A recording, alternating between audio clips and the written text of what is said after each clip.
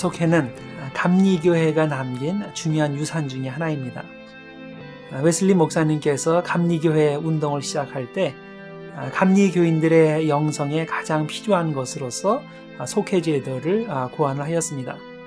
이 속회제도가 소그룹 운동으로서 중요한 역할을 감당하기 때문에 우리 감리교회뿐만 아니라 다른 교단들에서도 이것을 기초로 해서 구역 예배로 발전시키기도 하고 가정교회 시스템으로 발전시키기도 하였습니다.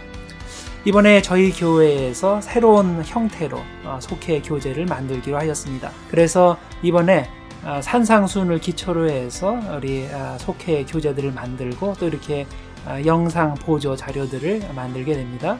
여러분들 이 교재를 잘 이용하시고 또 보조 영상 자료들을 잘 이용하셔서 우리 속회 사역에 보다 깊이 들어갈 수 있도록 해주시기를 바랍니다. 그리고 이것을 통해서 온 교우가 함께 영성이 깊어지는 그런 계기가 되기를 바랍니다.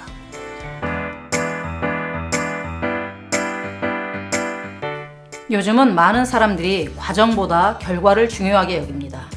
동기보다 드러나는 행위를 중요하게 여깁니다. 그래서 자꾸 나의 행동에 대해 다른 사람의 눈과 평가를 의식하게 됩니다. 하나님은 바깥으로 드러나는 모습이 아닌 우리의 중심을 보십니다. 그리고 우리가 순수한 마음으로 하나님만을 의식하고 드리는 예배와 섬김을 기뻐 받으십니다. 순수한 동기를 가지고 행한 선행을 기뻐하십니다. 여러분의 신앙생활의 모습과 선행은 어떤가요? 하나님을 의식하십니까? 아니면 사람을 의식하십니까? 6월 속회를 통해 여러분의 예배, 섬김, 선행이 하나님 보시기에 얼마나 순수했는지를 돌아보시기 바랍니다. 하나님이 기뻐 받으시는 신앙생활과 크리스찬의 삶을 살기 위해 어떤 변화가 필요한지 나누고 결단하는 시간 가지시기 바랍니다.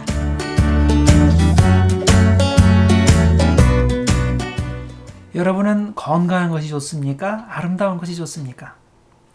다른 사람들이 여러분을 보고 참 아름다우십니다. 이런 말 하는 것과 참 건강해 보이십니다. 이런 말 하는 것, 둘 중에 고르라면 어떤 것을 선택을 하시겠습니까?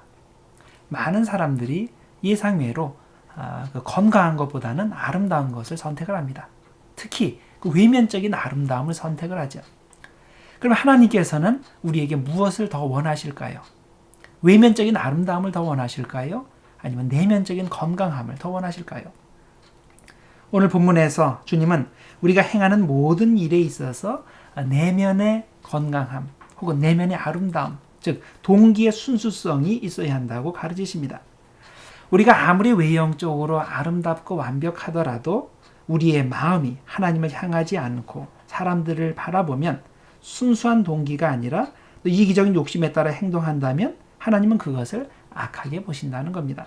반면에 우리가 비록 외형적으로 실수도 많고 완벽하지 못하지만은 내 내면이, 중심이 정말 하나님을 향하고 하나님을 향해 동기가 순수하다면 하나님은 그것을 선하게 보십니다. 예를 들어서 이런 겁니다. 우리가 교회에서 열심히 기도하고 예배하고 찬송 드릴 때 온전히 하나님께만 영광 돌리기 위한 동기로 그렇게 한다면 하나님께서는 그것을 우리의 경건의 행위로 받아주십니다. 우리가 금식하고 배고픈 자에게 먹을 것을 주고 슬픔 당한 사람을 위로하는 그런 종류의 선행을 할 때 이것이 주님의 영광을 위한 것이라면 역시 경건한 행동으로 받아주십니다. 마찬가지로 우리가 주님께 영광 돌릴 목적으로 세상에서 열심히 일을 하고 또 공부도 하고 또 운동을 하고 그럴 때 하나님께서는 이것도 역시 하나님을 향한 경건한 행위로 받아주십니다. 왜? 하나님을 향한 마음의 순수성, 동기의 순수성이 있기 때문입니다. 반면에 아무리 교회에서 거룩한 예배를 드리고 선교 활동에 열심히 해도 또 봉사를 열심히 해도 그것이 하나님을 향한 행위가 아니라 나 자신의 의를 드높이기 위한 그런 동기를 위해서 한 것이라면 그건 하나님과 상관없는 세속적인 행위가 됩니다. 본문 1절 말씀이 그런 동기의 순수성을 강조합니다. 사람에게 보이려고 그들 앞에서 너희 의를 행하지 않도록 주의하라. 그리하지 아니하면 하늘에 계신 너희 아버지께 상을 받지 못하느니라. 자, 여기에 보면 너희 의를 행하지 않도록 주의하라 하는 구절에 두 개의 수식어가 함께 붙어 있는 것을 볼 수 있습니다. 하나는 사람에게 보이려고, 또 하나는 그들 앞에서, 그 사람들 앞에서입니다. 우리는 이 둘을 구분해서 생각해 보아야 됩니다. 자, 이 둘 중에 정말 뭐가 문제일까요? 사람에게 보이기 위한 동기로 의를 행하는 것이 문제일까요? 아니면 사람들 앞에서, 사람들 보는 앞에서 의를 행하는 것이 문제일까요? 마태복음 5장 16절을 읽어보면 힌트를 얻을 수 있습니다. 이같이 너희 빛이 사람 앞에 비치게 하여 그들로 너희 착한 행실을 보고 하늘에 계신 너희 아버지께 영광을 돌리게 하라. 자, 여기에 보면 예수님께서 분명히 말씀을 하셨죠. 우리의 빛이 사람에게 비치게 하라고 말씀하셨습니다. 자, 그래야 사람들이 우리의 착한 행실을 보고 하나님께 영광을 돌리게 되지 않겠습니까? 따라서 우리는 똑바로 알아야 됩니다. 사람들 앞에서 의를 행하는 것 자체가 문제가 되는 것이 아닙니다. 순수하지 못한 동기로 의를 행하는 것, 즉 사람에게 보이기 위해 의를 행하는 것이 문제가 되는 겁니다. 사실 예수님의 사역을 보면 예수님도 사람들 앞에서 설교도 하시고 사람들 앞에서 병도 고치시고 기적도 행하시지 않았습니까? 그러나 중요한 것은 예수님은 언제나 하나님께 시선을 맞추셨습니다. 하나님 아버지께만 영광을 돌리려는 선한 의도를 가지고 사람들 앞에서 의를 행하셨습니다. 따라서 남이 나의 선행을 본다는 것은 원칙적으로 문제가 되는 것이 아닙니다. 어떤 때는 내가 남에게 보이려는 의도를 가지고 행동할 필요가 있을 수도 있습니다. 자, 그것을 통해서 하나님께 영광을 돌릴 수 있다면 그렇게 하는 것이 맞는 것이 될 겁니다. 하나님은 우리의 마음을 보십니다. 나의 마음의 동기가 오로지 하나님께만 영광 돌리는 것으로 방향이 쥐어져 있다면 몰래 숨어서 선행을 하든지 남들에게 보여주기 위해 선행을 하든지 전혀 상관이 없는 겁니다. 자, 그래서 나의 마음의 동기가 오로지 하나님께 영광 돌리는 데만 있다면 전혀 상관이 없이 선행을 행하면 됩니다. 또한 예수님은 그런 순수한 마음으로 구제 활동에도 참여하라고 말씀하셨습니다. 2절에 이렇게 되어 있습니다. 그러므로 구제할 때에 외식하는 자가 사람에게서 영광을 받으려고 회당과 거리에서 하는 것 같이 너희 앞에 나팔을 불지 말라. 진실로 너희에게 이르노니 그들은 자기 상을 받았느니라. 자, 왜 예수님께서 이런 나팔 부는 이미지를 사용하셨을까요? 당시 사람들이 정말 나팔을 불었을까요? 예, 정말로 그렇게 나팔을 불었다고 합니다. 유대인들, 특히 바리새인들 중에 재산이 많은 사람이 구제를 할 때 되도록 많은 사람들에게 혜택이 가게 하기 위해서 나팔을 불게 됩니다. 나팔을 불면 많은 사람들이 오게 되고 그래서 그때 많은 사람들 있는 앞에서 골고루 그 구제품을 나누어 줬다는 것입니다. 자, 그런데 이게 나중에는 사람들의 칭송을 구하는 도구로 변질이 되는 거죠. 즉 나팔을 부는 것이 원칙적으로 문제가 아닌데 사람들이 자꾸만 이것을 잘못 이용해서 자신의 의의를 드러내고 사람들 칭찬을 받으려고 하기 때문에 이것이 문제가 되는 것입니다. 자, 그러면 이제 우리는 어떤 방식으로 구제를 해야 될까요? 3절에 이렇게 말씀합니다. 구제할 때에 오른손이 하는 것을 왼손이 모르게 하라. 자, 될 수 있는 대로 은밀하게 하라는 뜻이죠. 그러나 남이 볼까봐, 나의 선행을 볼까봐 두려워하라는 뜻은 절대 아닙니다.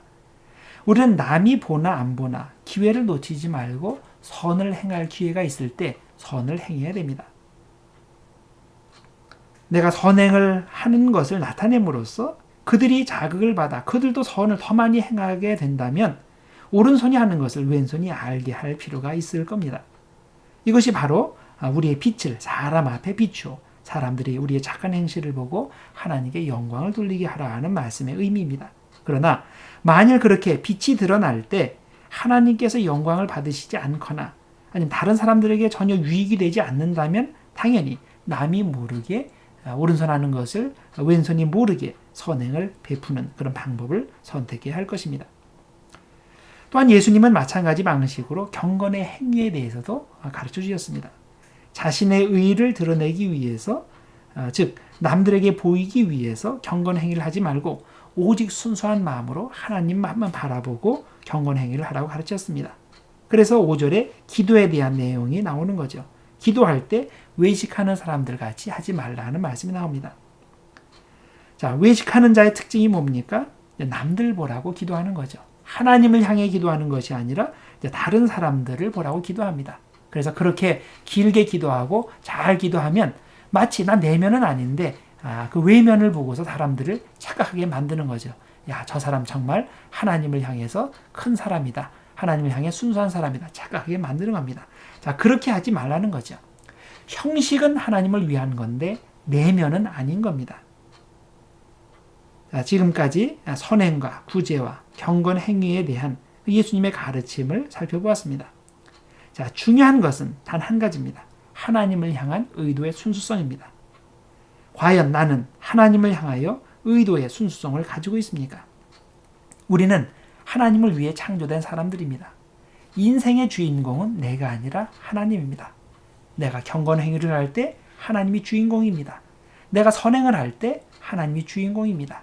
내가 어떤 일을 할 때 모든 것이 하나님이 주인공이 되어야 됩니다. 그것이 의도의 순수성입니다.